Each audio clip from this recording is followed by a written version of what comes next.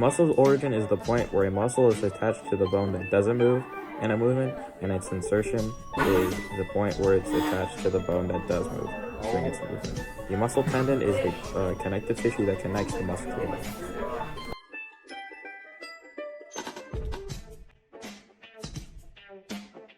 Cartilaginous joints are joints that are fully connected by cartilage, like the hip and ball socket, while fibrous joints are joints bounded by tough fibrous tissues. They are either fixed or immovable joints. Suture joints are only found in the skull. Each section of the skull is connected via fibrous tissues. Syndesmoses are immovable joints connected by tissue. A good example is the ulna and the radius in your arm.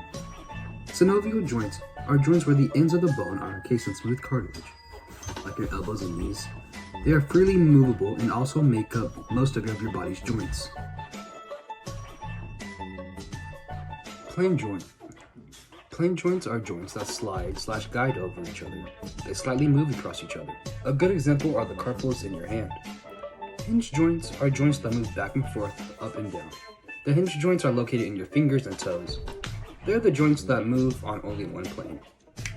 Pivot joints are joints that move around a single axis. One major pivot joint is your head. The pivot joint in your neck that connects to your skull is what helps turn your head. Condylar joints are found in your wrist and toes, fingers and jaw. It allows you to move those parts down, up, side to side, and around in circumduction. Saddle joints are found in your carpals, specifically on your thumb. The saddle joint allows you to move your bone on two planes, abduction, adduction, and flexion and extension. Ball and socket allows you to move things like your legs and arms in all directions, all on three planes. Your hip and shoulders are ball and socket joints.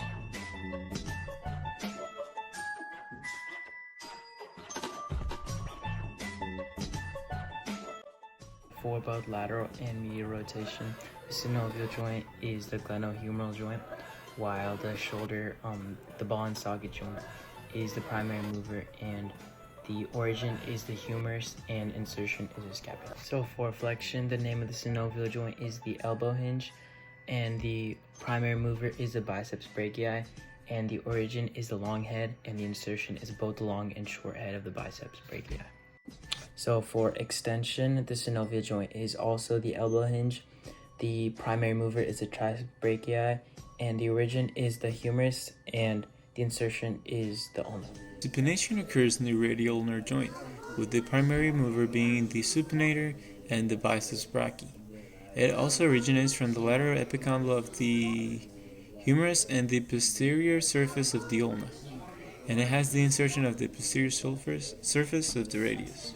Supination occurs in the proximal radial ulnar joint, and it has the primary mover of pronator teres.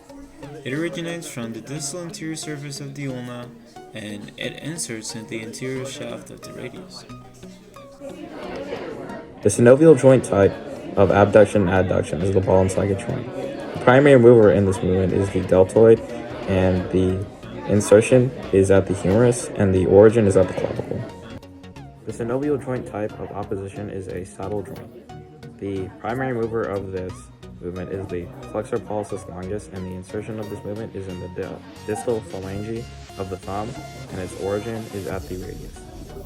Circumduction occurs in the biaxial condyloid joint, in the trapezius muscle, and it originates in the scapula with an insertion in the humerus. Dorsiflexion occurs in the condyloid synovial joint, with the primary mover being the flexor carpi ulnaris. It has an origin in the medial epicondyle of the humerus and an insertion base of the second and third metacarpals. Plantar flexion occurs in the talocrural hinge joint, with the primary mover being the anterior tibialis, with an origin in the fibula and an insertion in the first phalange. The inversion of the foot occurs in the subtalar plane joint, with the primary mover being the tibialis, and it has an origin of the 2/3 of the tibia and an insertion in the first metatarsal. Eversion occurs same as inversion in the subtalar plane joint, and the primary mover is the fibularis longus and the fibularis brevis, It has an origin in the middle fibular south and has an insertion in the fifth metatarsal. The hyperextension movement of the shoulder occurs at a ball and socket joint. The primary mover of this movement is the rotator cuff muscle, whose origin is at the scapula and insertion is in the humerus.